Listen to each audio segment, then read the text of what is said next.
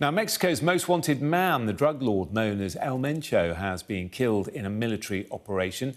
Nemesio Oseguera Cervantes was the leader of the feared Jalisco New Generation drug cartel.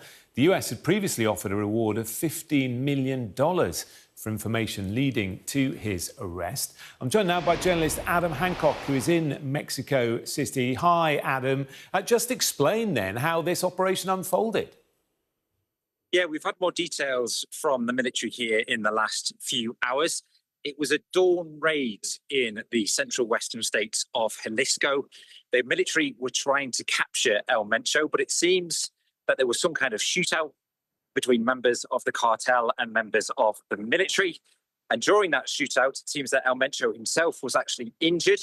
We understand that the military then tried to transport him on a plane to here in Mexico City, but he actually died from his injuries. And this is quite an incredible moment, really, in the ongoing war against the drug cartels here in Mexico.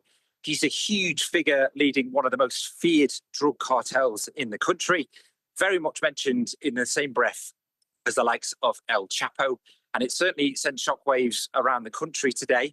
But it's certainly also something that the United States are going to be paying a lot of attention, because there's been a lot of pressure from President Trump and the administration on the Mexican government to do more about drug trafficking going up to the United States from Mexico, also the production of fentanyl and the action of the cartels who are so powerful here in this country.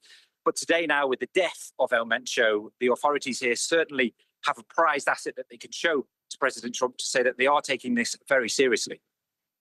And how big was the cartel that he was involved in? Clearly, it was very well known to the authorities. He was notorious. Absolutely, yeah. He's long been on the radar of the United States. He was actually spent a few years in prison for drug-related offences back in the 1990s in the US. But when he returned to Mexico, he continued to be involved in drug trafficking. And this specific cartel that he was leading, they really spread out from Jalisco state across the whole country, generating billions of dollars of income through their operations. But a sense of how powerful they are has also been seen today in the reaction that we've had, in particular in Jalisco state, where there have been people out on the streets, gunmen out on the streets, cars being burned, blockades being set up, and just general violence happening in large parts of Mexico. A lot of states, the US Embassy have put out a warning to US citizens here in Mexico to shelter in place because of the violence. And that shows how powerful these cartels are, how far their networks run.